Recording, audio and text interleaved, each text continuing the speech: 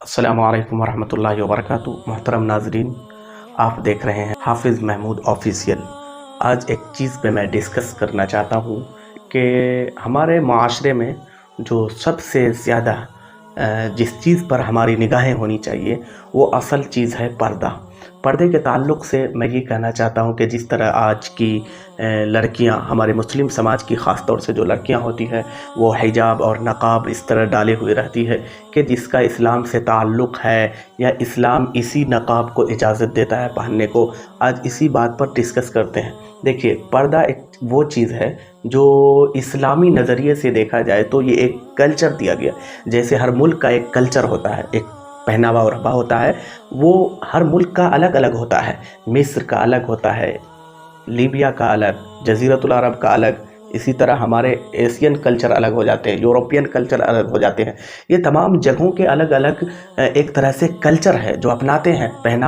پہناوا جو ان کا ہوتا ہے، لباس جو ان کا ہوتا ہے، وہ الگ الگ نظریات کے ہوتے ہیں، الگ الگ فیشن کے ہوتے ہیں، الگ الگ ان کا ڈیزائن ہوتا ہے۔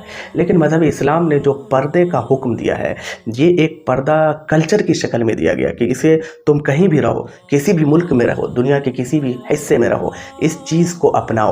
اور یہ چیزیں صرف ایسا نہیں ہے کہ عورتوں کو یہ کہا گیا کہ تم سر سے لے کر پاؤں تک ڈھک لو، اور مردوں کو کہا گیا کہ کھلا فضاؤں میں جس طرح گھوما جاتا ہے گھومو، اپنے بدن کو کے کپڑے کو اتار کر گھومو۔ یہ اسلام نے یہ نہیں کہا۔ اسلام نے کہا جس طرح عورتوں کو پردہ کرو، مردوں کو بھی حکم ہے کہ اپنے شطر کو چھپا کر چلو، اپنے سینے کو ڈھانک کر چلو۔ یہ صرف عورتوں کو حکم نہیں دیا۔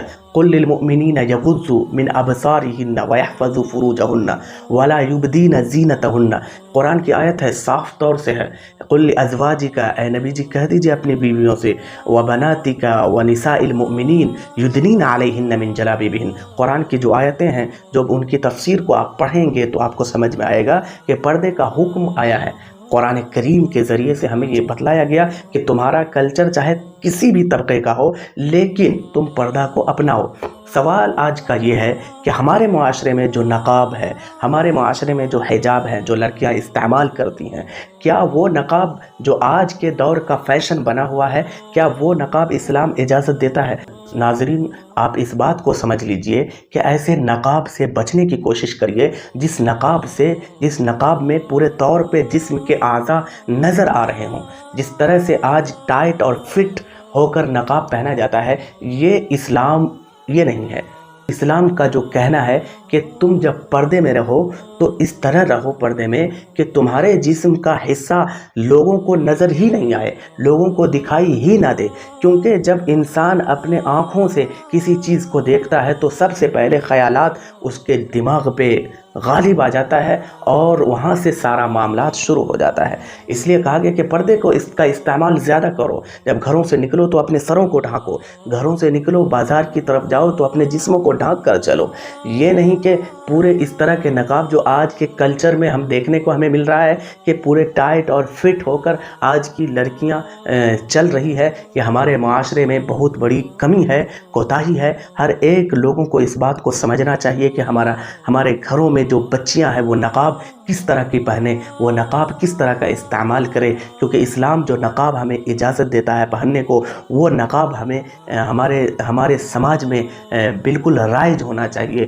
نقاب اس ڈھنگ کا ہونا چاہیے اور اس کو اپنا کلچر بنائیے۔ مذہب اسلام یہی کہتا ہے کہ اپنے جسم کو ڈھانکو۔ یہ کھلے میدان میں تو جانور رہتے ہیں جو کھلے فضاؤں میں کھلے طور پہ گھومتے ہیں، تم انسان ہو، تمہارا مقام بہت اونچا ہے۔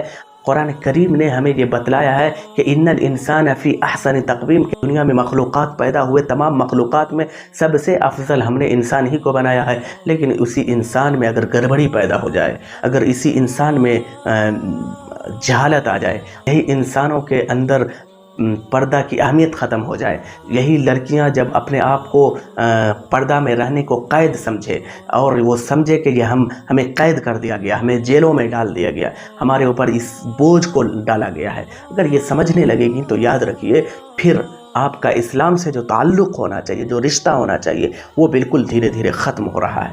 میں تمام ناظرین سے اس بات کو کہنا چاہتا ہوں کہ آپ पूरी दुनिया का मुहासबा करिए। दुनिया के आज बड़े से बड़े ममालिक में जाएंगे, आपको पता चलेगा कि वहाँ की सबसे ज़्यादा इस्लाम को अगर आज कोई कबूल कर रहा है, कोई मज़हब को एक्सेप्ट कर रही है, तो वो सिर्फ़ ब सिर्फ औरत है। औरत सबसे ज़्यादा आगे बढ़ रही है। आज हमारे मुल्क का हालात आप देख सकते हैं। हमारे मुल्क की बच्चियां इस बात को समझने के लिए तैयार नहीं है। उनको टेलीविज़न पे, उनको टीवी स्क्रीन पर ये दिखाया जाता है कि तुम पर्दे में रहोगे तो तुम्हें कैद समझा जाएगा। अरे आ जाओ दूसरे मज़हब में देखो, वहाँ देखो किस तरह भाई के साथ, बाप के साथ, रिश्तेदार के साथ, दोस्त के साथ, अहबाब मुताल्लिकीन के साथ तुम किस तरह आज़ादी के साथ फिरोगी, रहोगी, बातें करोगी, कोई रुकावट नहीं, कोई मना नहीं।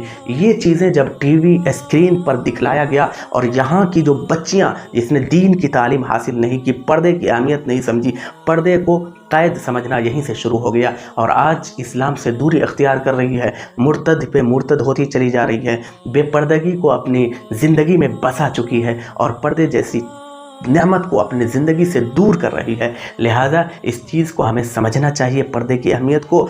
और यूरोप की लड़कियां जो इतने मॉडर्न होती हैं, इतने खुले दिमाग की होती है, लेकिन जब वो इस्लाम को पढ़ती है और इस्लाम का मुताला करती है तो कलमा पढ़ लेती है। और पूरे यूरोप के अंदर सबसे ज़्यादा आज अगर कोई इस्लाम को कबूल कर रहा है तो वहाँ की औरतें कबूल कर रही है। वहाँ की औरतें मर्दों से ज़्यादा उनका रेशो है इस्लाम कबूल कर रही है। मेरे नाजरीन, मैं इस बात को ख़ास तौर से उन नौजवान लड़कियों तक इस बात को पहुंचाने की कोशिश कर रहा हूं, वो इस बात को समझें कि पर्दे में आज़ादी है, पर्दे में कैद वाली ज़िंदगी नहीं है। पर्दे की अहमियत आप समझेंगे तो याद रखिए आपकी दुनिया और आखिरत संवर जाए।